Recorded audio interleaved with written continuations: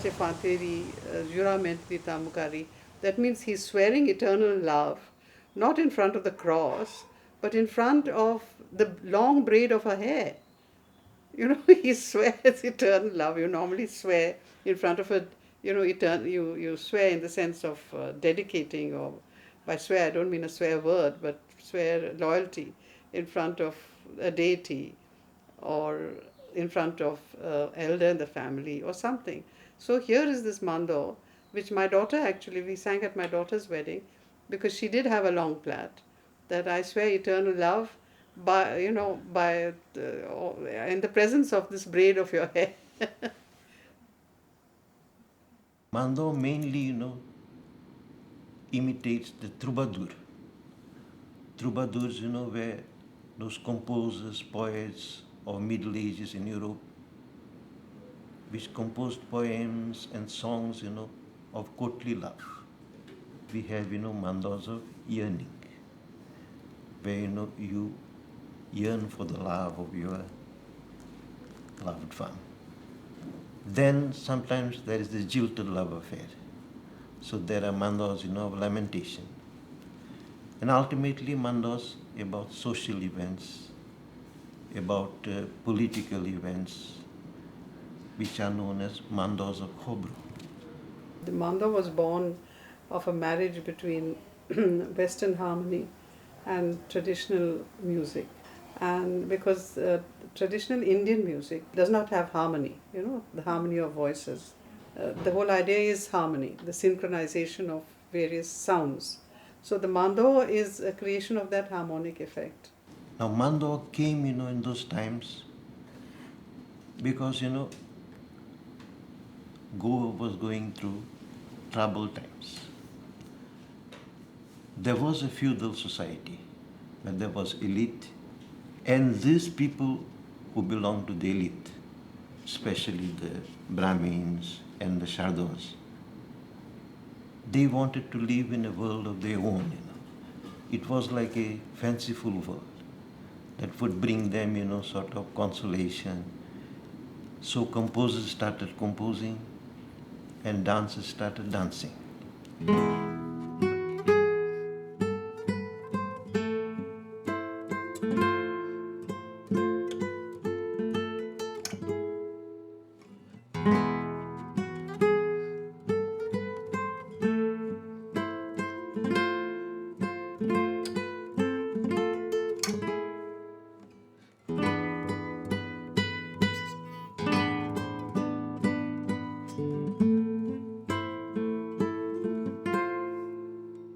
The mando was sung for weddings. And the weddings, were held in the houses in those times. So, whenever there was a wedding, people used to come and sit in the ballroom.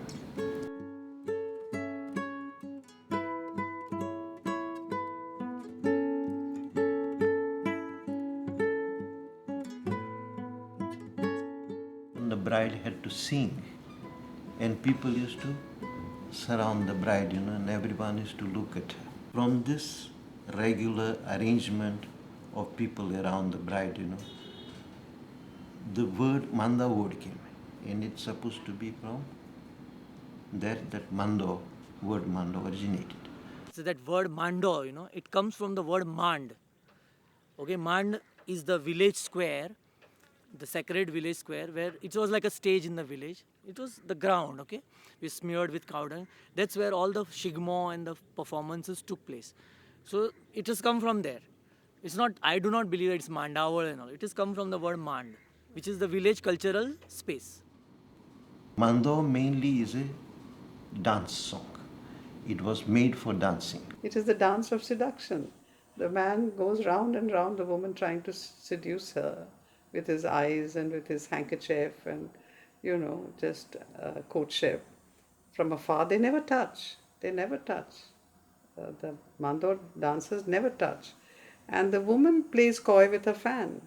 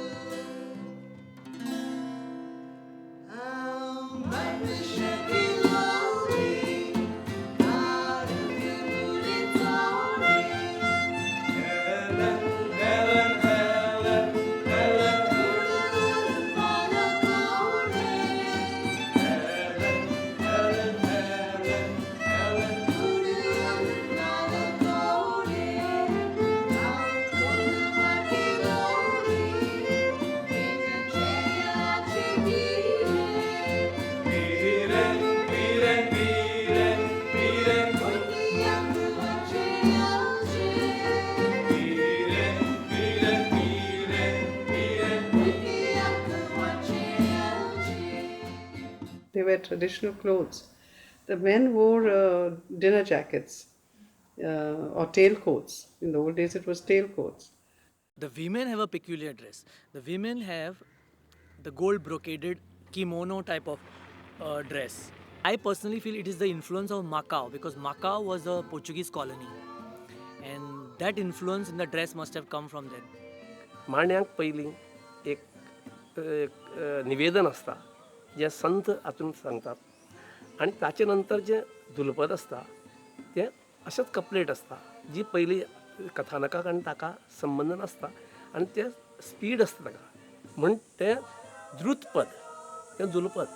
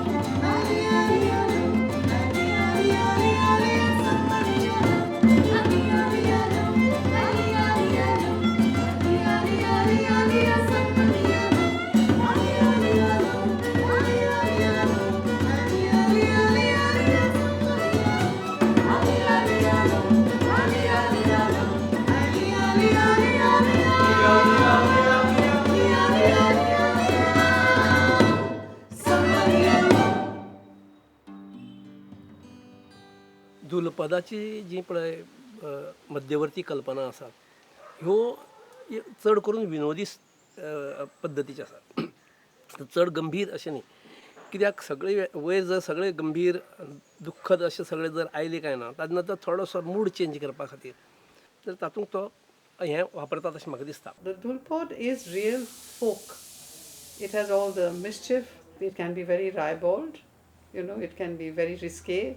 It can be very insulting. They don't care. That's a no-holds-barred kind of language. And the accompaniment for the Dulpod is the gumat, the traditional gumat.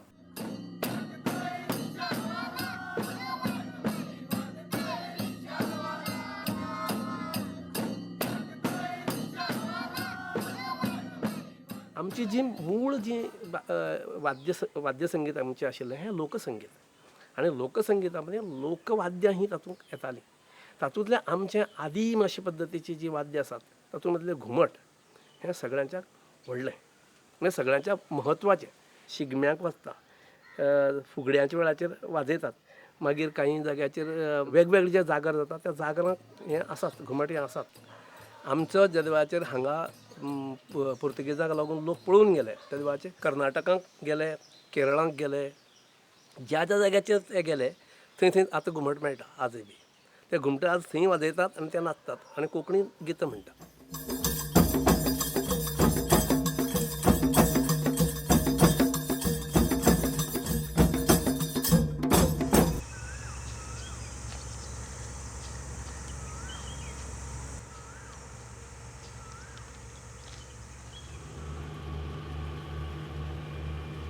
We are in the place which is now called Old Goa, and then it was called Ella. On 25th November 1510, Afonso de Albuquerque captured this island of Tiwari.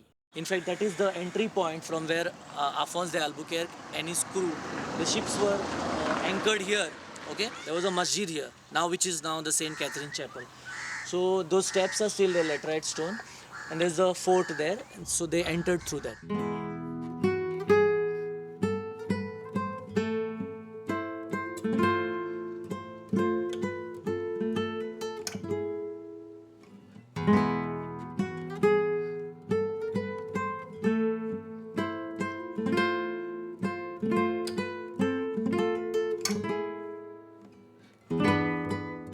If you see the British colonialism and Portuguese colonialism, there is a vast difference. The British did not come here for religious purposes. The Portuguese, one of the motives which lured the Portuguese was definitely religion. They wanted to introduce Roman Catholicism in the East. They felt that the subject should follow the religion of the king and the subject should look just like the Portuguese. All these edicts stopped you from basic things like eating pan and supari and bathing, having your bride, bathed in oil, or the kumkum, all these cultural aspects of what they thought was religion were banned, and it was replaced. All Indian instruments were banned. You got the violin, you got the guitar, you got the harmonium, all these instruments, but the traditional instruments were banned. Ready, 1, 2, 3.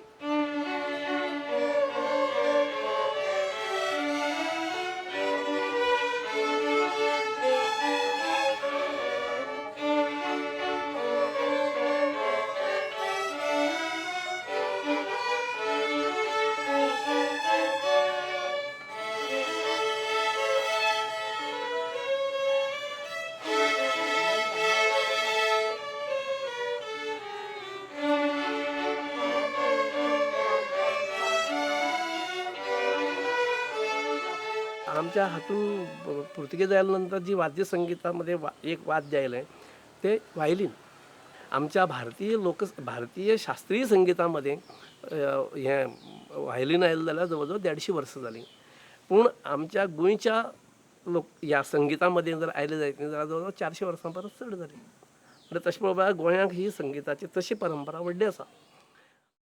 I have a sentence in my book which says that the Goans were converted through music. Not in the sense of classical Western music so much as I think it was originally only religious music, It came through the church.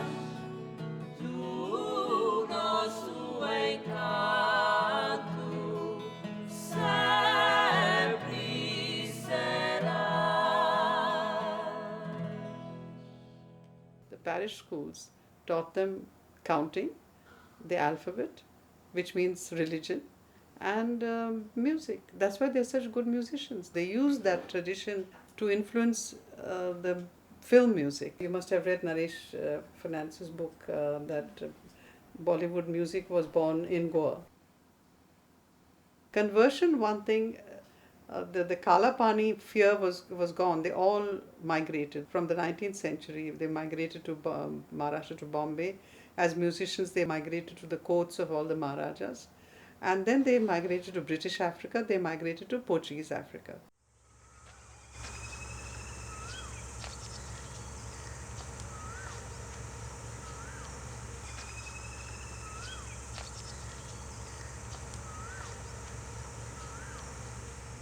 Adolfine Rebelo, the composer, wants to marry Adelina, who is wearing her bridal dress on a dull and rainy day. Adolfino languishes outside the window, kneeling in the mud and begging her not to marry. He accompanies the bridal procession. Then he lies down on the elevated platform outside the Margaon church, stretches out his arms and sings while his beloved gives herself to another. He dies of excessive drinking. Mando was always composed for a wedding and sung for a wedding. But the people who composed it were usually the people who broke their hearts, never got the girl. They all died in a very tragic way. They committed suicide or they drank themselves to death. I do not know of anybody who, triumphed or had a reasonably comfortable life.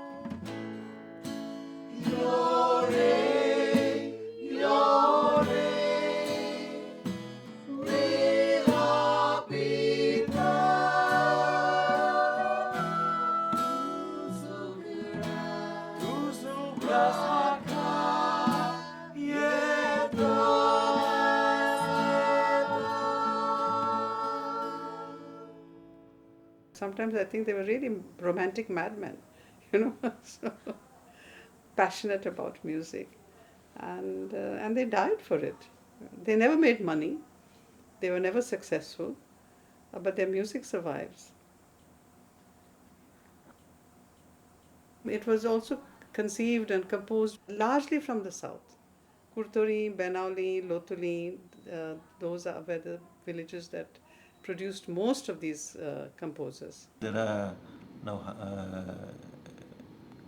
almost 100 composers, maybe more, and a lot of their work might have been lost also.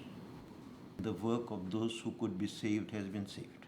But certainly the three greats of Mando are, Arnaldo Menezes, Giselino Ribeiro, and Torquato Figueiredo.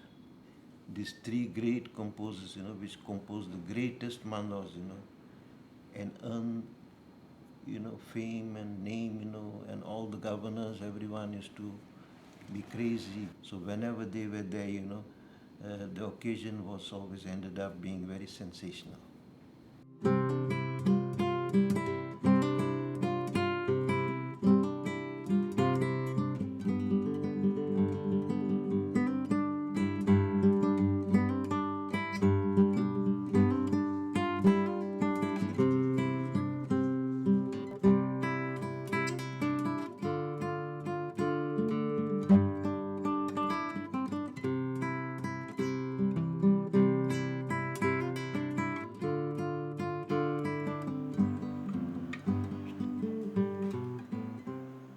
I'm Eduard Barnit, and this is my wife, Philomena Mascarenhas. My father actually was brought up in this house, raised in this house as the son of this house.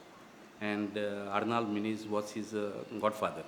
From what I have heard from other people also, they used to speak of him that he was a genius. If he saw some incident going on, a fight or quarrel, immediately he used to just hum up the tune. And since he was also a solfeist, he used to immediately compose and write the music for that. A Portuguese governor had come for a meeting in Margao, and he was actually brought up on the stage to sing, and he composed a song, perhaps a little bit, this thing, what we can say, like a farce, which actually was sung in Konkani, and actually it used to actually a little bit insulting to them and Portuguese. Perhaps the governor was explained what actually he had meant to this thing. Then the governor was gracious enough to call him back on the stage to sing the same Mando back again. And he was congratulated.